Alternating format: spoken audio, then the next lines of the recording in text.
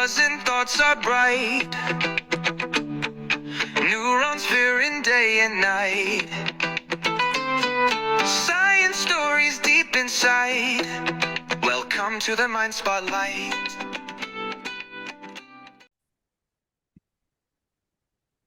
გამარჯობა, მოგესალმებით. მე ნატო გუგუშვილი ვარ, ნევროლოგი და ვაგრძელებთ ჩვენი ინტერვიუების სერიას.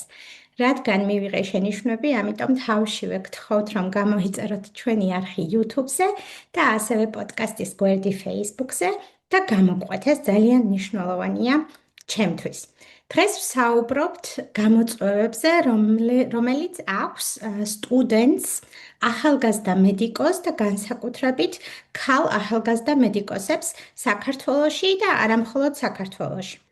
იმის მოძიება თუ რამდენი სტუდენტი იწყებს საქართველოში სწავლა-განათლებას და ვერ ამთავრებს ძალიან ძნელი აღმოჩნდა.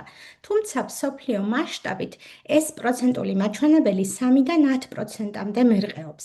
3-დან 10%-მდე გულისხმობ განვითარებულ ქვეყნებში და აქ სქესთა გადანაწილება დაახლოებით ერთნაირია. თუმცა განვითარებად ქვეყნებში ეს რიცხვი 30%-მდე აღწევს და აქ უკვე შეწყვეტილი სტუდენტების უმეტეს ნაწილს ქალები წარმოადგენენ. ამისი მიზეზი შეიძლება იყოს არა მარტო აკადემიური სირთულეები, არამედ ასევე ფინანსური პრობლემები, ემოციური და ფსიქიკური გადაღლა, ან ემოციური ან ფსიქიური ჯანმრთელობის პრობლემები, რომელიც თან ახლავს ამ სწავლას, მხარდაჭერის არ ქონა ოჯახისა და ახლობლების მხრიდან, ან უბრალოდ მოტივაციის დაკარგვა. ძალიან ძნელი აღმოჩნდა ასევე იმ ახალგაზრდა მედიკოსების მოძიება, რომლებიც თანახმანი იყვნენ იმაზე, რომ ესაუბრათ მათ პირად გამოცდილებაზე. ამიტომ დიდი მადლობა ნინო აბულაძეს, რომელიც არის უკვე დიპლომირებული მედიკოსი და უკვე რეზიდენტურის მაძიებელი, რომელიც დაგვთანხმდა ინტერვიუზე. ნინო, მოგესალმებით. და მოდი დავიწყოთ სულ თავიდან. რა იყო თქვენი მთავარი მოტივაცია, რომ სწორედ სამედიცინო მიმართულება აგერჩიათ საქართველოში? მოგესალმებით და დიდი მადლობა ამ შესაძლებლობისთვის. რატომღაც ძალიან მინდოდა, რომ ბევრს დავხმარებოდი, ვინც ახლა გადის ამ გზას და ძალიან მნიშვნელოვანია, რომ მსგავს საკითხებზე ვისაუბროთ და ჩემი მიზანიც ახლა, როცა ამ ინტერვიუს ჩავერთე, არის სწორედ ეს. რაც შეეხება ჩემს მოტივაციას, ალბათ იყო უფრო ინტერესი, რადგან ცხოვრობდი მასწავლებლების და ლექტორების ოჯახში და არ მინდოდა რატომღაც ამ ტრადიციის გაგრძელება. ძალიან მაინტერესებდა საბუნებისმეტყველო საგნები და ყველა ის რაღაცა ისეთი ზუსტი მეცნიერებები ხო, რაც გქონდა ჩვენ, რაც სამეცნიერო მტკიცებულებებზე დაფუძნებით იყო. და სწორედ ამიტომ ავირჩიე ისეთი განხრა უმაღლესში, სადაც თითქმის ყველაფერი ეს იქნებოდა გაერთიანებული, ეს ცოდნა თავმოყრილი და ამ ცოდნას გამოვიყენებდი პრაქტიკაში. გარდა ამისა, ყოველთვის მომწონდა ადამიანების მხარდაჭერა და ჩემი როლი აქ, მე და საზოგადოება, ან ჩემი ურთიერთობა საზოგადოებასთან და რა როლი უნდა მქონოდა, რაღაც ეს მხსნელის მხარდამჭერის როლი ძალიან მომწონდა, სულ პატარა ასაკშიც კი და ეს იყო ჩემთვის აი ზუსტად ის პროფესია, რომელიც ალბათ ბავშვობიდან მინდოდა და თამაშობდი ამ ექიმობანას და სულ მყავდა პაციენტები, მიუხედავად იმისა, რომ ჩემს ირგვლივ ეს მაგალითი არ არსებობდა. თუმცა მყავდა კუმირი ექიმი, რომელიც ძალიან დიდი გულისხმიერებით და სიყვარულით გვექცეოდა, როცა მასთან პაციენტის ამპლუაში ვხვდებოდით. არა მარტო ჩვენ ბავშვებს უკურნალობდა მე და ჩემს დას, მაგალითად ბებიასაც თუ შეამჩნევდა რაიმე ნიშნებს ესე ინსპექციით და ერთჯერადი ანამნეზით, აუცილებლად აქცევდა ყურადღებას სრულიად უანგაროდ, აძლევდა უამრავ რჩევას. ალბათ ერთ-ერთი ესეც იყო. ძალიან საინტერესოა. კი, გეთანხმებით, არსებობს, მე არ მქონია ეგ ბავშვობიდან, მე უფრო მამის გავლენის და სურვილის გამო ჩავაბარე სამედიცინოზე და ჩემთვის ეს ცოტა ისეთი უცნაური შეგრძნებაა, მაგრამ ძალიან კარგია თუ ბავშვობიდან ასეთი დიდი სურვილი გქონდათ. რამდენად ადვილი იყო თქვენთვის ეს პროცესი სკოლიდან, თქვათ სამედიცინო უნივერსიტეტში მოხვედრის და აი პირველი ნაბიჯები იქ რამდენად რთული იყო? თუ რამდენად მარტივი? მოდი ეს პირველი პერიოდი გაიხსენეთ. ძალიან ემოციურია ამ პერიოდის გახსენება, ვცდილობ ხოლმე რომ არ ვიფიქრო, თუმცა მნიშვნელოვანია რომ ამაზეც ვისაუბროთ და სწორედ ამიტომ თანახმოვარ რომ გავცე ამ კითხვას პასუხი ამომწურავად. მინდა რომ დავიწყო სულ თავიდან, ხო? როდესაც ვავსებდი იმას, რასაც ეს აბიტურიენტები ვავსებთ ველს ჩვენი სასურველი უნივერსიტეტების და ფაკულტეტების დიდი წინააღმდეგობა იყო ოჯახისგან, რომ მე ჩამეწერა სამედიცინო ფაკულტეტი, თანაც ერთ-ერთ პრესტიჟულ უნივერსიტეტში, სადაც ბარიერი იყო საკმაოდ მაღალი, რადგან ვიყავი მრავალშვილიანი ოჯახის წარმომადგენელი, 6 დედმამიშვილი ვართ ჩვენ და ყოველთვის ბევრს ვშრომობდით, მუშაობდა ყველა ოჯახის წევრი, მაქსიმალურად საზოგადოებაზე იყვნენ ორიენტირებული, მაგრამ ის არსებული თანხები უნდა განაწილებულიყო ძალიან ბევრ ოჯახის წევრზე, რაც უბრალოდ შეუძლებელია, რომ ეს ყველაფერი ჩვენს ქვეყანაში ამყოფინო, რასაც ვეძახით ხოლმე ესე აი იმ შრომით, რაც შეუძლია რომ ადამიანს მოიპოვოს მოკლედ შრომით. შეგვიძლია ვთქვათ. ძალიან დიდი გამოწვევების წინაშე დადგნენ ჩემი მშობლები, იმიტომ რომ მიყოლებით ყავდით ბავშვები, თვითონაც იყვნენ პედაგოგები და ცდილობდნენ რომ კარგად გვემეცადინა და გვესწავლა, მაგრამ გამომდინარე ის რთული გამოწვევები არ უნდათ რომ ანუ მე ეს გამევლო. თავიდან აცილების მიზნით მირჩევდნენ რომ ამერჩია საერთოდ სხვა პროფესიები, მაგრამ როცა ვარჩევდი უბრალოდ სხვა ვერაფერზე ვერ ვფიქრობდი. მე მახსოვს რომ სკოლა ამას არ მთავაზობდა, მაგრამ თვითონ ავიყვანე ფსიქოლოგი, მასთან გავიარე კონსულტაცია თუ რომელი პროფესიები იქნებოდა ჩემთვის საინტერესო, არადამღლელი და რომ შუაგზაში არ დამეკარგა მოტივაცია, ანუ ჩემს პიროვნებასთან ახლოს. ეს გავაკეთე საკუთარი ინიციატივით. ჩემაც არავის არ მოუწია, უბრალოდ ხვდებოდი რომ ძალიან მნიშვნელოვანი იყო, რომ ეს ფსიქოტიპი რაღაც ვიღაცა შეედგინა, რაღაცა უფრო გამოწვევებიდან გამომდინარე კი არა, პიროვნებიდან გამომდინარე მოეცათ რაღაცა რჩევა. და ზუსტად მაშინ ის კითხვა მახსოვს თავარი, რომ რა განიჭებთ სიამოვნებას, აი თქვენი დღე როგორ იწყება და რითი იღებთ სიამოვნებას ცხოვრებისგან და რაღაც 18 წლის ასაკში რომ მაგას გეკითხებიან, აი პირველად დამისეს ეგეთი კითხვა და პირველად დავფიქრდი, მთელი ღამე ვფიქრობდი, აი ძალიან კარგად მახსოვს და ერთადერთი კითხვა მიტრიალებდა თავში, რომ ადამიანებთან ურთიერთობა, ადამიანების დახმარება ხშირად უანგაროთ და აქედან ვიღებდი ამ ენერგიას, სასიცოცხლო ენერგიას, რასაც ვეძახით. გარდა ამისა, მყავდა დიდი ოჯახი და მყავს კიდეც და თითოეულ ადამიანს ჰქონდა იმდენი, ну, რაღაც მინიმალისტური პრობლემა, ხო, თუნდაც ჯანმრთელობასთან დაკავშირებული და რაღაცა ინფორმაციულ ვაკუუმში ხარ და ვერ უწევს ქვეყნის ჯანდაცვის სისტემა სათანადო დახმარებას და ამიტომ აი ეს პასუხისმგებლობა ფაქტობრივად ავიღე საკუთარ თავზე და ექიმი უნდა იყოს, კი, ესეთი მიდგომა. მაინც მიწვირთოს საკუთარ თავზე. აი ესეთი ის მქონდა შემართება, რაც მთავარი და გადამწყვეტი აღმოჩნდა ზუსტად ის, რომ ამ რთულ გზაზე მოტივაცია არ დამეკარგა. პირველი სირთულე იყო ის, რომ სხვა ქალაქიდან უნდა მევლო დედაქალაქში, რუსთავიდან კერძოდ, გზა იყო ძალიან რთული, დამღლელი, ტრანსპორტი იყო, არ იყო მოწესრიგებული და გარდა ამ სირთულეებისა, მე არ მქონდა უნარი დროის მენეჯმენტირების, რაც სამედიცინო სტუდენტისთვის არის ძალიან მნიშვნელოვანი უნარი. სამწუხაროდ ეს უნარი სკოლაში რატომღაც მე ვერ გამოვიმუშავე, მახსოვს რომ ხშირად ვაგვიანებდი პირველ გაკვეთილზე, იმიტომ რომ დილით უნდა მომესწრო სახლის საქმეები, სხვა ოჯახის წევრებზე მეზრუნა, პატარა დაუშვათ დაზე ან ძმაზე, ანუ მოხუც ბებოზე, ამას რა მნიშვნელობა აქვს? აი ეს რაღაც ოჯახური პასუხისმგებლობაც მქონდა აღებული საკუთარ თავზე.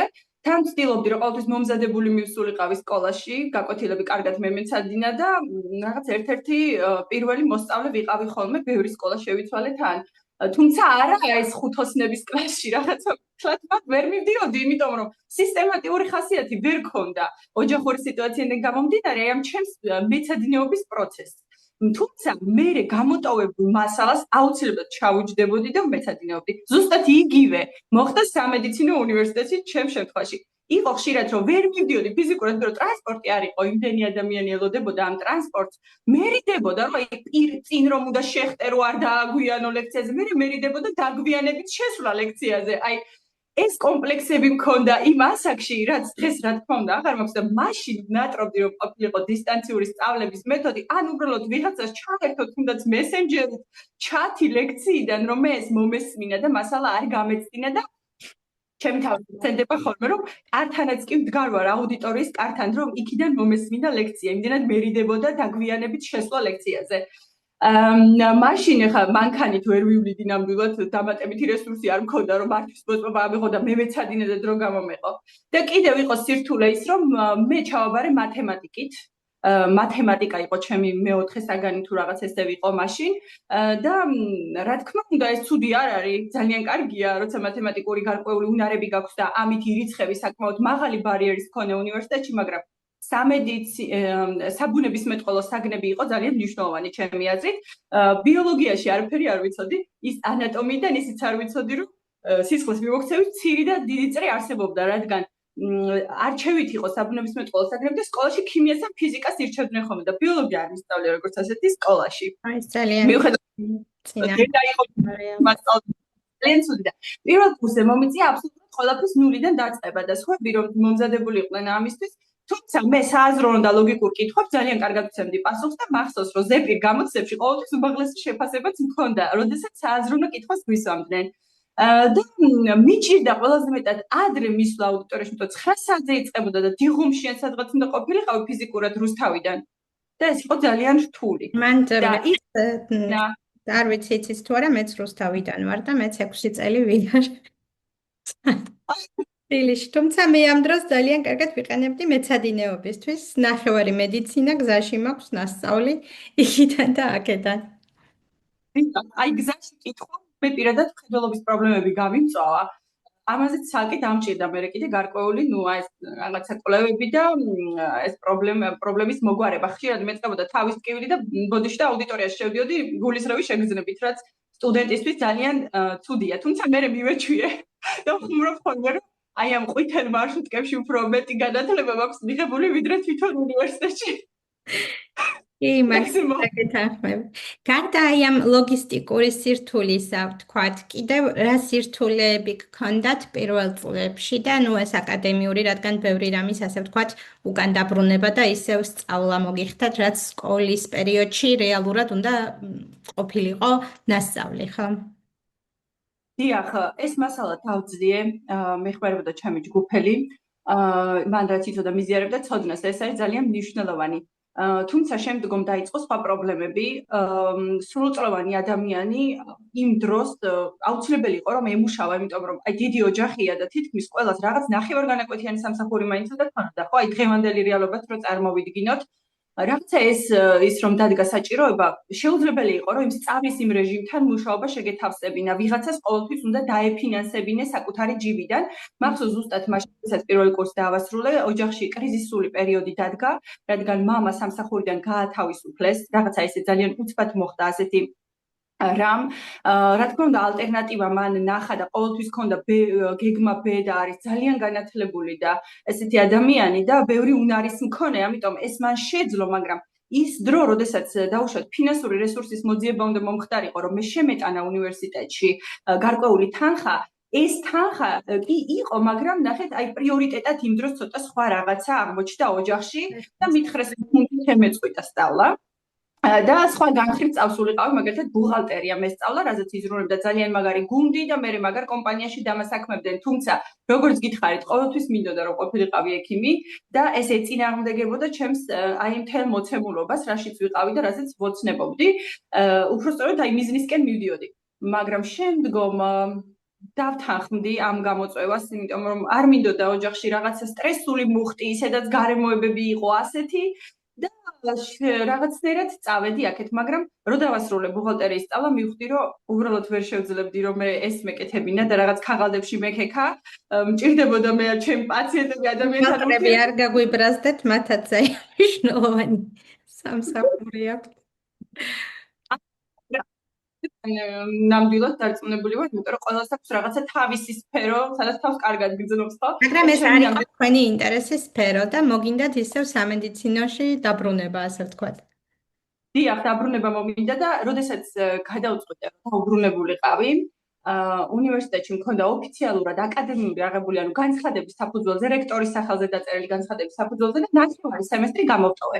როდესაც შემდგომ უკვე მივედი, ნახევარი სემესტრი იყო დარჩენილი იმ წელს, ანუ მეორე კურსის და გაგრძელება მინდოდა დეკანატში, როდესაც განვაცხადა ეს ჩემი სურვილი, ვიკითხე, რომ რაიმე პრობლემა ხომ არ შემექმნებოდა, აი ამ შუა სემესტრიდან რომ გამეგრძელებინა სწავლა და მითხრეს, რომ ერთადერთი შენი პრობლემა არის ის, რომ თანხა უნდა შემოიტანო და ჩვეულებრივად გააგრძელებ სასწავლო პროცესს და არანაირი პრობლემა არ შეგექმნება. რატომღაც მაშინ აღმოჩნდი ინფორმაციულ ვაკუუმში.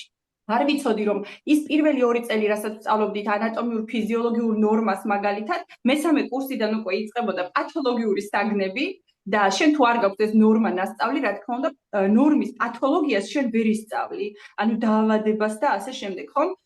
ну ასე ყოველ შემთხვევაში რა მესახში რაც წავიკითხავდი ეს არავის არ აინტერესებდა, მაგრამ შენი ოფიციალურად უნდა გქონოდა რომ გაიარე ნამდვილად. ზუსტად ამ დროს როცა მე უკვე თანხა გადავიხადე, სწავლა დავიწყე, შუა სწავლის პროცესში აღმოჩნდა რომ მესამე კურსს ვეღარ ვაგრძელებდი რამდენიმე ძირითად საგანს, რომელსაც მაღალი კრედიტული შეფასება ჰქონდა და განსაზღვრავდა მე ჩემი დამთავრების პროცესს, ხო ისედაც 6 წელია. ანუ დროში ეს ყველაფერი სადღაც იწელებოდა, ეს იყო ერთი დიდი შოკი. და მაშინ ვიბრძოლე ძალიან ბევრი რომ მე და ჩემნაირ სტუდენტებს მიგვეღო დამატებითი საათები ლექტორებისგან და ცალკე ჯგუფები შექმნეს რომ ეს დარჩენილი ძირითადი საგნები გაგვევლო რომ მესამე კურსიდან ჩვენივე კურსს გავყოლოდით და ეს იყო რაღაცა განსაკუთრებული პრეცედენტი უნივერსიტეტში რომელზეც თავიდან ძალიან დიდი უარი წამოვიდა და შეურაცხყოფაც კი მივიღეთ რაღაც გარკვეული იმიტომ რომ ნუ რაღაცა ხა ინფორმაციული ვაკუუმი რატო იყო ხელოვნური იყო ეს თუ რა იყო ეს ჩვენ არ ვიცით და არც აქვს უკვე მნიშვნელობა არც მაშინ ქონდა. მოკლედ დილის 9 საათიდან საღამოს 9 საათამდე ვიყავი უნივერსიტეტის შენობაში, სადაც არ იყო საკვები ობიექტი, არაფერი არ იყო საერთოდ, ახლომახლოსაც კი არ იყო. სახლში ვიმზადებდი რაღაცები მიმქონდა, მიდიოდი ძალიან ბევრი ქსეროქსით, წიგნით, მაშინ არც ინტერნეტის ესეთი შესაძლებლობა არ იყო და რაღაც წვდომა, ხო? აი 2010 წელს ჩავაბარე და იქიდან მოყოლებული აი ვიყავი ამ რაღაცა რამდენიმე აკადემიურის და აი ამ სწავლის და ამ ჯახირის ეტაპზე მოკლედ ძალიან გამიგდა. რეალურად 6 წელზე მეტი დაგჭირდათ? რამდენი წელი დაგჭირდათ ჩაბარებიდან დამთავრებამდე? წელი დამჭირდა იმისთვის რომ მე პირადად დიპლომი ამეღო, მაგრამ მე წელი თქვენი ხმა გაწყდა. 10 წელი დამჭირდა და 10 წლის მანძილზე სამჯერ მქონდა აკადემიური აღებული და ყოველჯერზე უფრო რთული იყო დაუბრუნებულიყავი და გამოტოვებული საგნები გამევლო.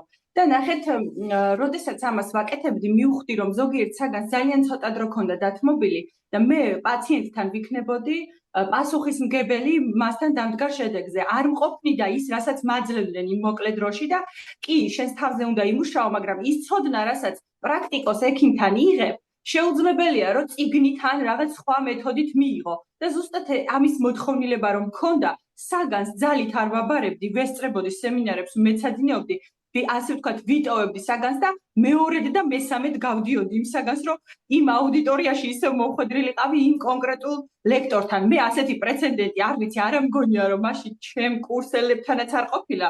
და ალბათ მერეც, არ ვიცი ასეთი სტუდენტი არის თუ არა, მაგრამ ჩემი შემთხვევა ამ მხრივ ნამდვილად გამონაკლისი იყო და ძალიან გამიჭირდა ეს ყველაფერი, თუმცა შეგუებული ვიყავი, ვიცოდი რომ მე მაინც მივალ იმ რაღაც ბოლო წერტილზე, სამჯერ მრიცხავდნენ უნივერსიტეტიდან, იმიტომ რომ აი საგნების ამდენჯერ გავლა იყო პრობლემა, თუმცა მქონდა მაღალი ქულები, 2 სემესტრში სტიპენდიატიც კი გავხდი, მაგრამ ის სტიპენდია ვერ ავიღე, იმიტომ რომ მომდევნო სემესტრში აკადემიური გამემთხვა. ანუ ეხლა რომ სემესტრია მიმდინარე, სტიპენდიის თანხა ირიცხება მომდევნო სემესტრში. ეს არ ვიცი როგორ არის საზღვარგარეთ, მაგრამ ჩვენთან ასეა. მაგრამ ნუ ის თანხა არ იყო ჩემი мотиваცია, ხო? ძალიან კურიოზული და თან რაღაცნაირი სწავლის პროცესი იყო. და მეც აიხაც მიკვირს რო გესაუბრებით, როგორ არ დავკარგე мотиваცია და თავაზობდნენ რომ გადამეტანა სხვა ფაკულტეტზე მაგალითად საბუთები ან რაღაც სხვა მექნა რომ ან დიპლომამდე და უმაღლესის დასრულებამდე მივსულიყავი, მაგრამ ჩემთვის თავარი არ იყო ის დიპლომი, რაღაცა ფურცელი, ჩემთვის იყო მთავარი ცოდნა და მართლა ძალიან ვიწვალე მაგზის გასავლელად. აი ხართ დედა, ხომ? რამდენი შვილის დედა ხართ? წლოვანი მყავს, 5 და 3 წლის ბიჭები და ვცდილობ რომ შევათავსო. ანუ პირველი შვილი უკვე სტუდენტობის დროს ყავდათ, სწორად გამოვთვალე? როდესაც ყველა დარჩენილი საგნის ერთად გავლა მომიწია, ეს იყო 11 საგანი ერთ სემესტრში და ერთდროულად ვიყავი რამდენიმე ადგილას და ერთდროულად სწავლობდი რამდენიმე საგანს და ყველა ჩავაბარე უმაღლეს ქულაზე ყო და ეს იყო უკვე ბოლო აი 10 წლიან ჯახირის მერე ეს საგნები გადაღეჭილი კი მქონდა, მაგრამ ის და მაშინ მყავდა პატარა უკვე მეორე და პირველი პატარა როცა მყავდა ფაქტობრივად მაშინ ვერ მოახერხე რომ სწავლა დამესრულებინა.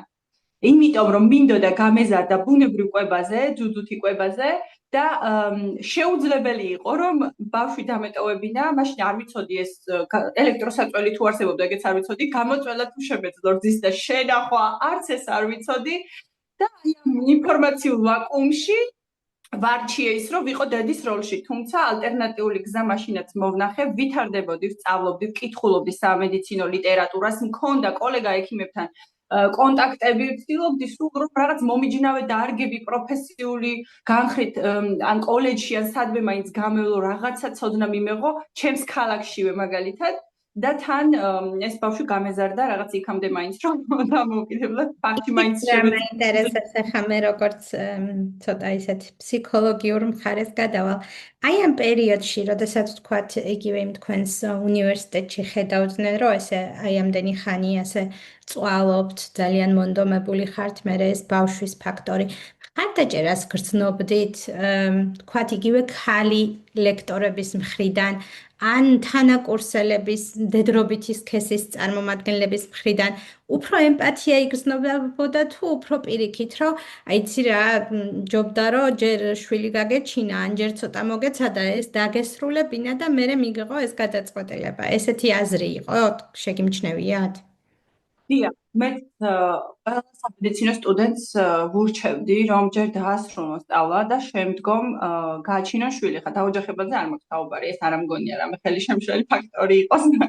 თან თუ შენივე სპეციალობის ადამიანს დაუკავშირებ, იმას ესმის, ხო? ან რაღაც იმ ოჯახიდან ექიმებს ძალიან დიდი ბულინგი მოდიოდა და იცით როგორი უტაქტო დამოკიდებულება მოდიოდა სამწუხაროდ მით უმეტეს ქალებისგან, როცა უკვე ადამიანი სტუდენტი არის ამ მოცემულობის და ამ რეალობის წინაშე, მაშინ რომ შენ აი ესე რასაც ქვია იმ ნატკენზე ფეხის დაჭერა და იმ მის სიზუსტეზე ეს არის ალბათ გამიზნულად ხელოვნურად რაღაცა мотивация რომ დაგიგდონ ან შენში ხედავენ რაღაც ისეთ რაც თვითონ ვერ დაძლიეს ალბათ თავის დროზე, რატომღაც ფიქრობენ რომ მათთვის იყო ეს მიუღწეველი და შენთვისაც ასე იქნება და ჩემ შემთხვევაში მაგალითად შვილი აღმოჩნდა უდიდესი мотивация რომ მე კიდევ უფრო მეტად გაძლიერებული ყავი პიროვნულად და ჩემს პროფესიაშიც მანამდე სანამ შვილს გავაჩენდი ეს შეგრძნება და ეს მოთხოვნილება ამ დოზით არასოდეს არ მქონია და მეორე შვილი კიდე მით უმეტეს აღმოჩნდა.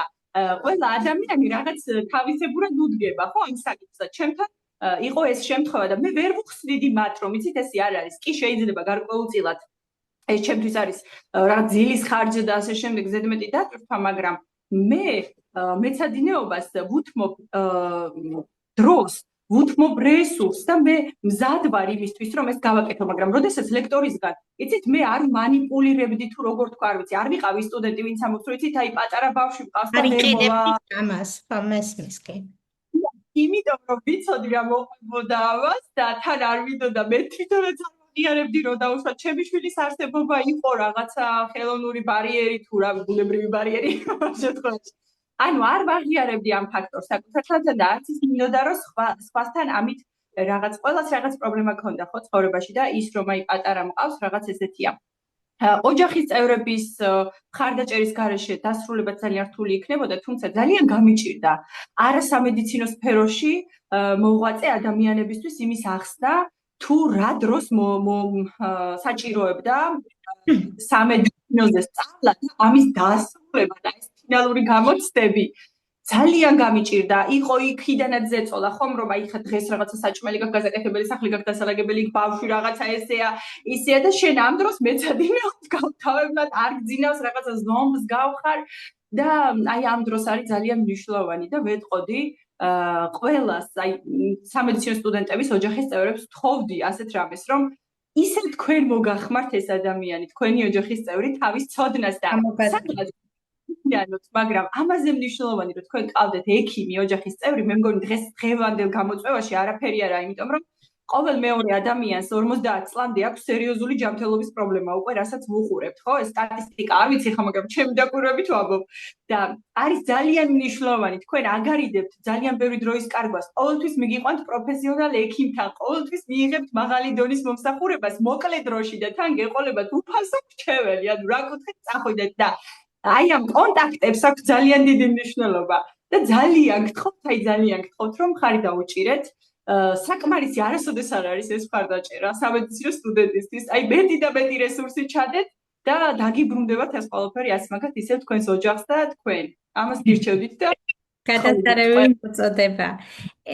აი უნივერსიტეტის დასრულების მერე დაახლოებით 2020 წელს დაამთავრეთ სამედიცინო უნივერსიტეტი, ხო, როგორც გამოვითვალე 10 წლის შემდეგ. აი შემდეგ მოგვიყევით ეს რეზიდენტურაში მაძიებლის სტატუსი რას ნიშნავს და რატომ ვერ მოხერხდა აქამდე ის, რომ გახდეთ უკვე რეზიდენტი ან უკვე ჩამოყალიბებული, ასე ვთქვათ, ლიცენზირებული ექიმი? ჩემ შემთხვევაში რატომ ვერ მოხერხდა მაგას ვიტყვი, თუმცა ზოგადად პრობლემებიც რომ არის ეს ფაქტია, მაგრამ ეხლა ჩემი ანალიზი მე ხო არ ვარ რაღაც ანალიტიკოსი, ამიტომ მაინტერესებს უბრალოდ თქვენი შემთხვევა. მე ასეთი მოტივირებული რომ გავხდე ექიმი, ხო? რატომ ვარ დღეს გარეთ? აი ამაზე ვისაუბრებ. პირველი ჩემ მიზეზებს ვიტყვი, ის რომ მე ისეთივე პასუხისმგებლობით ვარ დედა, რა პასუხისმგებლობითაც ავირჩიე ჩემი პროფესია და არ მინდა რომ ამ როლს მოვაკლდე. მყოლია ძიძაც დამხმარეც ოჯახის წევრებით ჩართული, მაგრამ მე ვარ სერტიფიცირებული ნუტრიციოლოგი თან და ვარ სამედიცინო განათლების მქონე და ვიცი რა მნიშვნელობა აქვს ბავშვის პირველ ასაკში სწორყვებას. ის რომ მე მინდოდა რომ ყოფილიყვნენ ლაქტაციაზე, ის რომ მე დღემდე ვცდილობ სახლში მოვუმზადო ახალ-ახალი საკვები და მივცე ის დღის რაციონი როგორც საჭიროა, მაგალითად დილის შუა დღის საღამოს საათებში, ეს ძალიან დიდ ძალისხმევას მოითხოვს. ჯერ მენეჯმენტირება ჭირდება, რომ შენ სადღაც უნდა შეიძინო ეს არსებული პროდუქტი, მერე მოიტანო სახლში, მერე მოამზადო სწორი წესით, შეინახო, გაანაწილო და ნუ მოკლედ მთელი ამბებია და ვფიქრობ, რომ ბავშვის ჯანმრთელობას განსაზღვრავს ეს პირველ წლებში თუ როგორ იკვებება, თუ როგორ იზრდება და მინდა რომ ჯანსაღი მიჯაჭვულობაც კონდეს მშობელთან და არ კონდეს ის რაც მაგალითად მე მაკლდა, დედას არ ეწყინება დარწმუნებული ვარ, იმიტომ რომ სულ სწავლობდა, სულ მუშაობდა და დანარჩენ ბავშვებს პატარები სულ იყვნენ სახლში და იმათ აქცევდა ყურადღებას და მე ვიყავი უფროსი დედმამიშვილი და უფრო დედის როლი მქონდა. აი მე მაკლდა ის მომენტი, რომ ჩემზე ზრუნავენ სათანადოდ, მე საერთოდ ბები ამზრდიდა გარკვეული პერიოდი და აი ეს არ მინდა რომ ჩემ შვილს რაღაცნაირად დავაკლო და ამიტომ უკან გადავწიე რაღაცეები. ის დრო მოაკლდა, რა თქმა უნდა, ჩემს დღეს პრაქტიკულ საქმიანობას მოაკლდა, მე დღეს კლინიკაში უნდა ვიყო და რადგან ეგ ვერ განვახორციელე, ალტერნატიული გზა ავირჩიე და გავაკეთე საკუთარი კაბინეტი, სადაც მასაჟს, ვარჯიშს ვასწავლე პაციენტებს, კვებას, სწორკვებას და ასეთ რამეებს, რაც ჩემი კომპეტენცია და აბსოლუტურად ყველაფერი მაქვს ნასწავლი ისეთ სასწავლო დაწესებულებებში, სადაც მტკიცებით მედიცინაზეა დაყრდნობით ეს ყველაფერი და რაღაცებს არ ვიბრალებ. ჩემი კომპეტენციის ფარგლებში ვცდილობ, რომ მივცე აი ეს მათაც და თავისუფალი გრაფიკით ვიმუშაო, მაგრამ ამ დროს მე ვარ სამედიცინო სექტორისგან შორს, მინდა თუ არ მინდა, რადგან არ არსებობს ისეთი განაკვეთი სამუშაო ჩვენს სფეროში, სამედიცინო სფეროში, სადაც რეზიდენტი ან დიპლომირებული მედიკოსი შეძლებს იმუშაოს, თან ისწავლოს და თან თავის ოჯახს ამ შემთხვევაში შვილებს მიხედოს, ისე რომ რაღაც ეს როლები გაანაწილოს და დროის მენეჯმენტირება შეძლოს. ან არის 24 საათიანი მორიგეობები, სადაც თელ რა ვიცი წელწლად გეჩვენება 24 საათით რომ სახლიდან გადიხარ, იმდენ რამეს ვერ ამოროლებ. ან არის დღის რაღაცა ესეთი უმცროსი ექიმი, რომელიც დილიდან 6-7-მდე ხარ ყოველ დღე გასული და ესეც ანალოგიურად ბაღის საათები და რეჟიმები არ ემთხვევა, ძიძაც კი იმდენი ხანი ვერ გაჩერდება, სანამ შენ სახლში მიდიხარ, ხომ? ანუ სულ გჭირდება ვიღაც ადამიანი, ვისაც ამ შეშვილებს ჩააბარებ და ესეც არ არის ჩემი მოცემულობა, ხო, ჩემი სურვილი. და ძალიან მინდა რომ ტელემედიცინა ძალიან დღესაც ვითარდება საქართველოში, მაგრამ ჯერ უნდა იყოს შენ ექიმი, რომ გახდე ამ ტელემედიცინის მომხმარებელი, იმიტომ რომ რეზიდენტს არავინ არ დაჯავშნის ახლა რაღაცა ეგ დისტანციურად, არ არის ეს პრაქტიკა. ვერც გამოვა ეგ ამბავი, ანუ რეალურად იმ პრაქტიკულ უნარჩვევებს ვერ აითვისებთ, რაც საჭიროა. მაგდროს რომ COVID დისტანციურ ექიმად მუშაობდი, ერთ-ერთი სადაზღვევოს ირაოს სადაზღვევოს ექიმი ვიყავი. აი იმ წავე პანდემიის პერიოდში გავიარეთ HSU-ს კურსი, როდესაც აღარ იყო ექიმების რესურსი და ჩვენ დაგვამატეს უფროს კურსელები ან რაღაც რეზიდენტები ჩასვეს აქ და ძალიან კარგი პრაქტიკა იყო და ძალიან კარგი გამოცდილება და უარი არ ვთქვი. სახლიდან ან ბავშვებთან ერთად ამას ვახერხებდი და პაციენტები 24 საათი ტელეფონზე მე კიდევ ვუგზავნიდი და არც ერთი ჩემი პაციენტი ჰოსპიტალში არ მოხვედრილა და ეს ერთ-ერთ მიღწევად, მაგრამ ძალიან დიდი რესურსი დავხარჯე. ალბათ მერჩივდა რომ იმ დროს ყოფილიყავი კლინიკაში, იმიტომ რომ აი მართლა ზართული იყო ეს. ანუ ალტერნატივა არ არის. მინდა რომ არსებობდეს ნახევარგანაკვეთიანი სამუშაო, სადაც ჩვენ სრული პასუხისმგებლობით ჩვენ საქმეს გავაკეთებთ, არ მოვშორდებით კლინიკურ გამოცდილებას, რაც შემდგომ ჩვენ რეზიდენტურაში ადგილს განსაზღვროს, იმიტომ რომ CV-ში შენ ამას წერ. იქ ვერ დაწერ რომ მე 2 ბავშვი გავზარდე და ეხლა მიმიღეთ რეზიდენტურაში სწავლად ან რაღაც ესეთი. არავის არ აინტერესებს შენ რა იცი. მათ ისინი გეკითხებიან რა პრაქტიკული გამოცდილება გაქვს. აი ეს საშუალება ჩვენ არ გვაქვს მცირეწლოვანის დედებს. ან ჩვენი შვილები უნდა დაუტოვოთ სხვა ადამიანს. რისი პრაქტიკაც მქონდა და რატომღაც არ გაამართლა ჩემ შემთხვევაში. გადავიფიქრე ეგ საერთოდ აღარ დავუშვი. მაგრამ ძალიან ინდივიდუალურია შესაბამისად, ანუ მე სხვანაირი, მაგრამ მე ვარ დედა, რომელმაც ჩემი შვილი 4 თვე საერთოდ საქართველოში დავტოვე და მე რაც თილი და საღამომდე ბაღში მყავდა. ვნანობ თუ არა ამას, ალბათ ვნანობ, მაგრამ მაშინ ჩემთვის ეს ერთადერთი გამოსავალი იყო და მესმის აბსოლუტურად იმ ახალგაზრდა დედებისაც, ვინც ამ ჩემ გზას ირჩევს და ვთქვათ ამბობს, რომ ეხლა კარიერა. თუმცა რაღაც ეტაპზე მეც ვნანობდი ძალიან ამას და მესმის თქვენი ძალიან კარგად და მესმის მეორე მხარესიც, ვინც თქვათ სამწუხაროდ ძლიერი დედა აღმოჩნდით ამ შემთხვევაში, ვიდრე მაგალითად მე ვარ, იმიტომ რომ მე აი ამ დანაშაულის შეგრძნებას და ამდენ ემოციას უბრალოდ ვერ გავუძლებ და დაერწმუნებული სხვა საქმეზე ვერ ვიქნები კონცენტრირებული. აი მართლა ჩემი პატივისცემა თქვენ როგორც დედას ურთული მეც მაწუხებდა ძალიან დიდხანს და მაწუხებს ეს სინდისის ქეჯნა არ არის გადავლილი. ანუ პრინციპში ძალიან კარგად ჩამოაყალიბეთ რა უნდა გაუმჯობესდეს იმისთვის საქართველოში, რომ მოხდეს თქვათ ახალგაზრდა დედების მეტი ჩართულობა აი ამ თუნდაც უნივერსიტეტის პერიოდში რომ გავუადვილდეთ მას და შემდეგ ასევე რეზიდენტურის პერიოდში. კიდევ აი გაუმჯობესების მხრივ რა შეგიძლიათ ურჩიოთ თქვათ იმ დედებს, რომლებიც ეხლა იდგავენ ფეხს ამ სფეროში. ვიჩვენდი ასეთ რამეს, რომ რაც შეიძლება მეტი სწორი ინფორმაცია მოიძიონ მოკლედ დროში და დაუკავშირდნენ იმ ადამიანებს, არასოდეს მოერიდოთ მსგავსი კონტაქტები, რომლებიც თავიანთ გამოცდილებას გაუზიარებენ, ხო? მე ვიქნები ეს თუ სხვა ტიპის ადამიანი, ვინც ეს გზა გაიარა, მაგალითად, ხო, როდესაც ახლა ჩვენ საუბრობთ. მე რომ მყოლოდა ასეთი ადამიანი, ვინც ამას დამიგეგმავდა ან მირჩევდა თავის გამოცდილებას გამიზიარებდა, ბევრად წინ ვიქნებოდი, დღეს დარწმუნებული ვარ, თუმცა არც იმ გზას არ ვნანობ, ეს ავტორო უფლება მაქვს და მე ავაყება სადღაც, მაგრამ ურთულესი გზა. აი ამას ვურჩევდი, რომ კარგად დაგეგმონ. აი მარტო დროის მენეჯმენტირება არ არის, აბსოლუტურად ყველაფერია. მე მაგალითად ბავშვებს რეჟიმი ისე დავულაგე, რომ ყოველთვის ვიცოდე, როდის დაიძინებდნენ, როდის გაიღვიძებდნენ, აი კუჭის მოქმედება როდის ექნებოდა და საერთოდ ყველაფერი რომ დამეგეგმა იმ დროს, რომელ შენობაში ვიქნებოდი, რა ჩართვას განვახორციელებდი, რას ვისწავლიდი და რას გავაკეთებდი. არ ვიცი, ვქუმრობდი ხოლმე გერმანულ რეჟიმზე ვდიმეთქი, მაგრამ საერთოდ არ ვიცი ეგ რეჟიმი როგორია. უბრალოდ სადღაც გავიგია. ძალიან დიდ ძალისხმევას მოითხოვს რეალურად და რაღაც დონეზე ფიტავს ადამიანს მენტალურადაც და ფიზიკურადაც, ეს ადვილი არ არის. დიახ, და ზუსტად ამის ხარჯზე აღვწე დიპლომის საბოლოოდ და ამის ხარჯზე დავასრულე და ამის ხარჯზე ჩავაბარე რეზიდენტურის გამოცდა საკმაოდ დაბალი ქულით და ჩემთვის საკმაოდ მაღალი ქულით. მაგრამ ეს არ არის კონკურენტუნარიანი ქულა, თვითონ ქულა. და ახლა ისევ თავიდან უნდა გავიდი ამ გამოცდაზე, იმიტომ რომ უფრო მეტი გამოცდილება მაქვს, უფრო თავდაჯერებული ვარ, უფრო მშვიდი და ვიცი უკვე როგორ მართო ეს ეტაპი და არ დავისტრესო ზედმეტად თავი და რაღაცნაირად უფრო როლები გადაინაწილეს, ოჯახის წევრებიც მიხვდნენ ალბათ იმას, რომ მე არ გავჩერდები და მნიშვნელოვანია, რომ რაც მალე მივალი ჩემს წერილზე. ნაკლებს დავიტანჯებით ყველანი, ხო? ეს და თან ნახეთ ადგილები არიდება ჩემი სასურველი პროფესიით. ამდენი წელი რა განხრითაც დავაგროვე ცოდნა, მინდა რომ ზუსტად ამ ცოდნით გავაგრძელო რეზიდენტურაში სწავლა. სხვანაირად არ მიმაჩნია მე სწორი რაღაც აი ესე როგორც მაშინ პირველ კურსზე არაფერი არ ვიცოდი, აი ესე არ მინდა რომ გავაგრძელო. პლასტიკურ ქირურგიას ვერ გავაგრძელებ, იმიტომ რომ ქირურგიულ განყოფილებაში ჯერ მე ვარ შესული, ხო? ამიტომ ეს ფიზიკური რეაბილიტაცია, სპორტული მედიცინა მაგალითად ჩემია, იმიტომ რომ მე ასე ვცხოვრობ, ეს ჩემი ცხოვრების წესია. ასე ვზრდი შვილებსაც და ამ განხრით მაქვს ზუსტად პრაქტიკული გამოცდილება. მაგრამ წელიწადში ერთი ადგილი იდება, წარმოიდგინეთ. და იმ ერთ ადგილს იკავებს უკვე ვიღაცის ნაცნობი.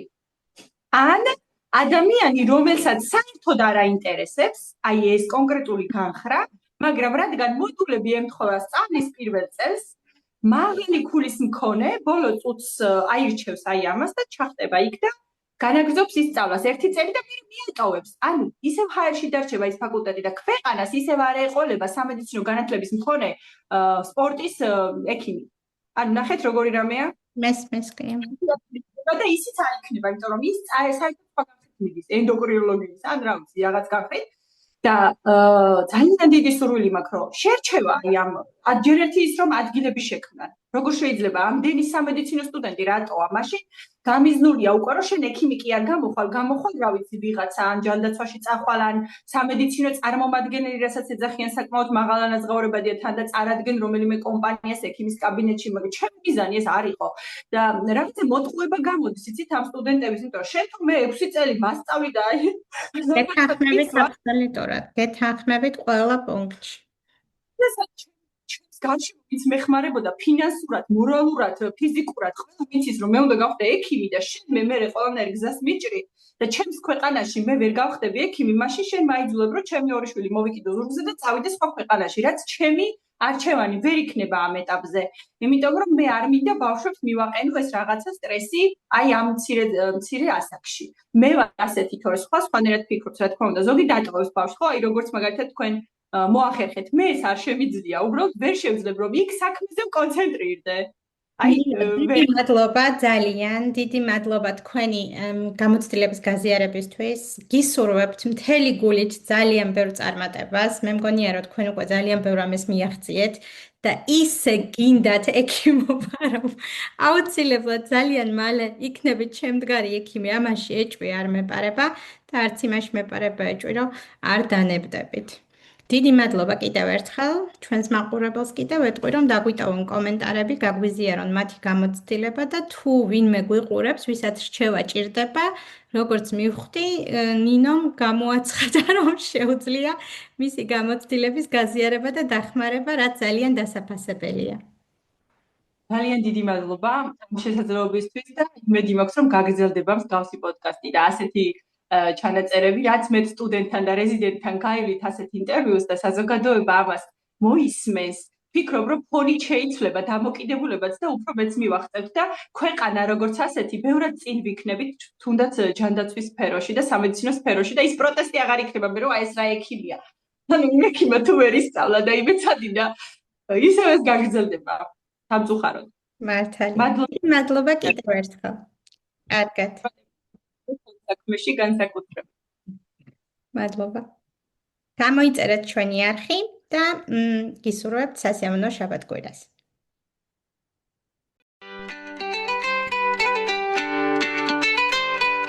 Brains are buzzing, thoughts are bright. Neurons veering day and night. Science stories deep inside. Welcome to the Mind Spotlight.